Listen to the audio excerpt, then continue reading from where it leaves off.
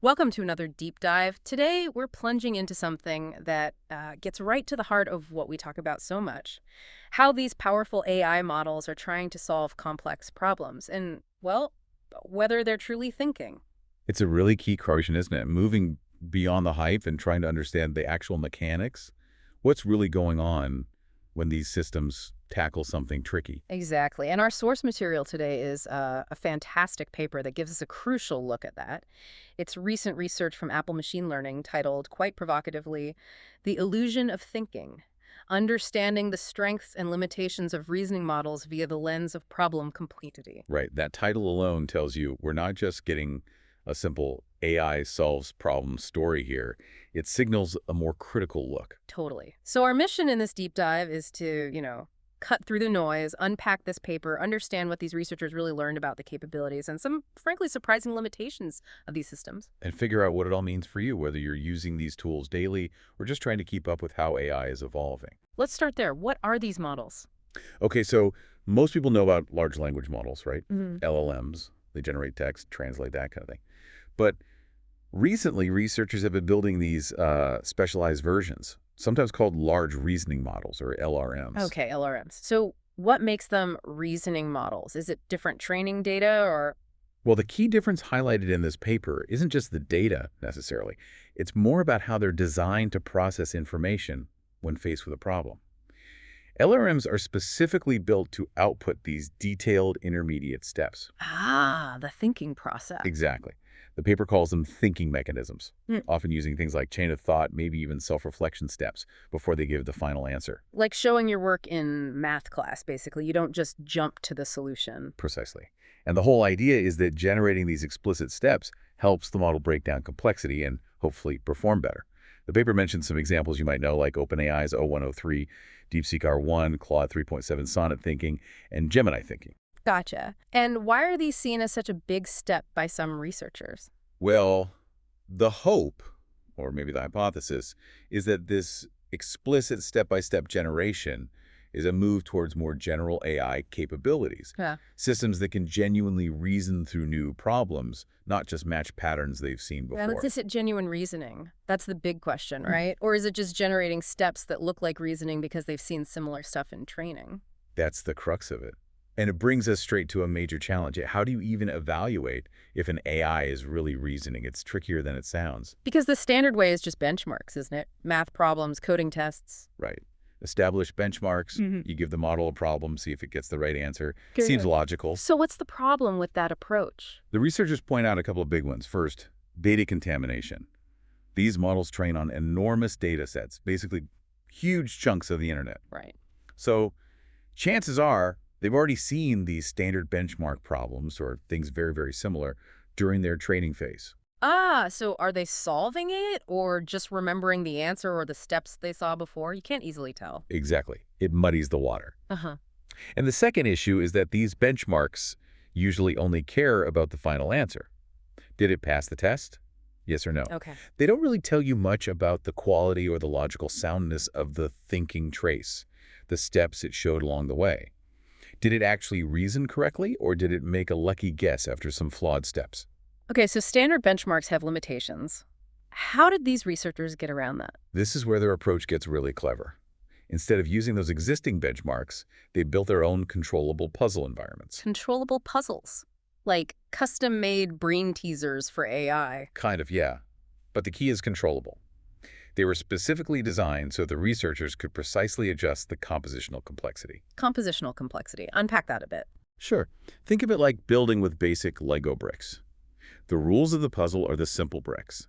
Compositional complexity isn't about adding new types of bricks or rules. It's about requiring the AI to use the same simple rules, but in much longer, more intricate sequences to solve a harder version of the puzzle. So the fundamental logic stays the same, but solving it needs a much deeper chain of steps. Exactly. Simple rules, complex solutions. And because these puzzles were novel, it avoids that data contamination issue. The AI has to reason based only on the rules provided right there in the prompt. Makes sense. Plus, they ran these in simulators. This meant they could rigorously check every single step the AI proposed, not just the final answer, but all the intermediate thinking steps too. Wow, okay, so they could actually validate the reasoning process itself. What kinds of puzzles did they use? I see 4 mentioned in the source. Right. First, the classic Tower of Hanoi. Moving disks between pegs. Bigger ones can't go on smaller ones. Difficulty scales exponentially with the number of disks, n. The minimum moves is 2 to the power of n minus 1. Tests deep planning. Yeah, that one gets complicated really fast. Then, checker jumping. Swapping colored checkers on a line by sliding or jumping.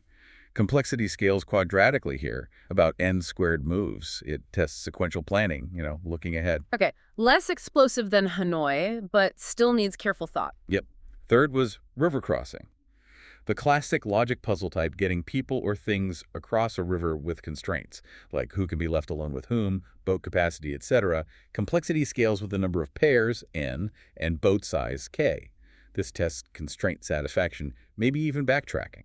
Ah, where you might need to undo a move to find the solution. Different logic. Exactly. And finally, blocks world. Rearranging stacks of blocks, only moving the top one. Complexity depends on the number of blocks and the target arrangement, test planning, and state space search. So a nice range of different logical challenges, all precisely controllable. That's the idea, a controlled lab to really probe the reasoning. Okay, so they have this set up. What did they find when they compared the thinking models, like Claude 3.7 Sonnet Thinking, against the standard versions? This is where we get to the first really key finding, and it starts to challenge that simple thinking helps narrative. Looking at figures 4 and 5 in the paper, performance wasn't just a smooth curve. They found 3 distinct regimes or zones of performance depending on the complexity. 3 zones. Okay, what were they? So first, at low complexity, the easier problems. Here, surprisingly, the standard non-thinking models often did better. They were more accurate sometimes and definitely more token efficient. Wait, the extra thinking actually hurt performance on easy tasks? Or at least wasn't helpful, yeah. Seemed less unnecessary overhead. But then you get to the second zone, medium complexity. Here, the tables turned. The reasoning models, the ones generating steps, started to outperform the standard ones. Okay, so that's where the supposed benefit kicks in. The thinking helps when it gets trickier. That's what it looked like. Yeah. But then came the third zone, high complexity. And this is where things fell apart dramatically. Both the thinking and the non-thinking models experienced a complete performance collapse. Accuracy just plummeted to near zero. The thinking models might have delayed that collapse slightly, holding on a tiny bit longer as complexity ramped up, but they still hit the wall hard. They ultimately failed too. A hard limit. That collapse looks really stark in the graphs they show. Absolutely. And that collapse at high complexity, that's really key finding too. They dug into this failure point across several top models, O3 Mini, DeepSeek R1, Claude 3.7 Sonnet Thinking. Figure 6, the top graph, shows it plainly. Accuracy just drops off a cliff for all of them once the problems get complex enough. Doesn't matter how advanced the model is supposed to be, they all fail eventually on these types of problems. Right. But here's the really counterintuitive part shown in the bottom graph of Figure 6. What do these reasoning models do with their thinking process right as they approach that collapse point, when the problems are getting super hard and they're starting to fail? Logically, you'd think they try harder, right? Generate more thinking steps, use more computation. That's what you'd expect. But they found the exact opposite. As the problem complexity increased towards that failure point, the models actually reduced their thinking effort. They use significantly fewer tokens in their thinking trace. They think less when the problem gets harder. That makes no sense. It's bizarre, isn't it? And the researchers checked, it wasn't because they were hitting some kind of token limit or budget constraint. They had plenty of compute allocated. So it's not a resource issue. It's like they're choosing to give up internally. It suggests some kind of fundamental scaling limitation in their reasoning process itself relative to the complexity, not just a computational bottleneck. They seem to recognize, perhaps implicitly, that they can't solve it, and so they disengage at detailed reasoning. Wow. That really does challenge the idea that just adding thinking steps is the path forward. It points to something deeper going wrong. So they collapse, and they think less when they fail. But what about before the collapse? What was actually happening inside that thinking trace for the problems they could solve or tried to solve? Did the intermediate steps make sense? Right, this is key finding 3. Could they actually check the validity of the thoughts? Yes, because of the puzzle simulators. They could analyze the step-by-step trace, especially for models like Claude 3.7 Sonnet Thinking, and see if the intermediate moves were valid according to the puzzle rules. Like grading their scratch paper, what did they find? They found distinct patterns, again depending on complexity, shown in figures 7a and 7b. For the simple problems, the model would often hit upon a correct solution state quite early in its thinking. But then it would keep thinking, exploring lots of incorrect paths after finding a right one. Ah, that overthinking thing people have noticed, wasting compute even after it solved it. Seems like it. But for moderate complexity problems, the pattern flipped. The model would explore many incorrect solutions first, kind of fumbling around, and only later in the thinking process would it land on correct intermediate steps or solutions. So more like trial and error, finding the path eventually, but maybe inefficiently. Perhaps. And then, for high complexity problems, well, as you'd expect by now, they found basically no correct intermediate solutions anywhere in the trace. Just failure from start to finish internally, too. And figure 7b tracks the accuracy within the trace over time. Exactly. Simple problems. Accuracy starts high, then drops. Overthinking adds errors. Moderate problems. Accuracy starts low, then increases, finds correct steps later. High complexity. Accuracy is just flat, near zero the whole time. Okay, so those are the broad patterns. Did the study uncover any other specific, maybe more puzzling behaviors?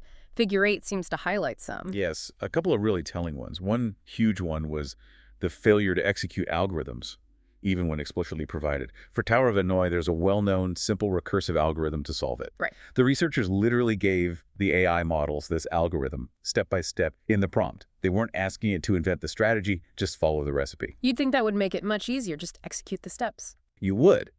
But incredibly, giving the models the explicit algorithm did not improve their performance. They still hit that same complexity collapse point as when they had to figure it out themselves. That's wild. It suggests a fundamental difficulty not just in planning, but in actually executing a sequence of logical steps reliably or verifying them, even when told exactly what to do. It really calls into question their ability for precise, step-by-step, logical execution and computation. It's not just about finding the answer, but following the path. And what about the other point in Figure 8? Inconsistent performance. Yeah, this was also strange. The Claude 3.7 Sonnet thinking model showed very different error patterns depending on the type of puzzle. In Tower of Hanoi, for a fairly complex version, N10 needing 31 optimal moves, it could sometimes generate sequences of nearly 100 correct moves before making a mistake. Okay, so quite capable there. But then in River Crossing, for a much simpler instance, N3 needing only 11 optimal moves, it would often make its first mistake incredibly early, sometimes after only 4 moves. Wait, so it could handle a 31-move optimal plan pretty well in one context, but fell down on a simpler 11-move plan in another, even though the second one seems less complex overall. Exactly. That inconsistency is striking. It aced the harder, longer sequence in one domain, but failed miserably on the shorter, easier sequence in another. Why would that happen? Any ideas from the researchers? They suggest it could be related to the training data, perhaps Tower of Hanoi problems, and their solutions are just much more common online across different sizes n than, say, river crossing problems where n is greater than 2. Ah, So the model might have effectively memorized or learned better general strategies for Hanoi through sheer exposure, but it hasn't seen enough complex river crossing examples to generalize reliably for that specific type of logic. okay. Let's pull this all together. We've gone deep into the methodology in these frankly, quite sobering findings. What does this all mean for you, the listener, trying to make sense of AI progress? I think these findings are really crucial because they provide solid evidence challenging the simple narrative that just scaling up models or adding explicit thinking steps automatically leads to robust general-purpose reasoning. It's not just a matter of more compute or more verbose output making AI smarter in a human-like way. Not necessarily, no. This research puts numbers and clear examples behind fundamental limitations. Limitations related to handling compositional complexity, limitations in basic logical execution and consistency, and showing weird inconsistencies possibly linked to training data biases. And it really hammers home the point that evaluating these systems, especially for complex tasks, requires looking beyond just the final answer. You need to understand the process or lack thereof. Absolutely.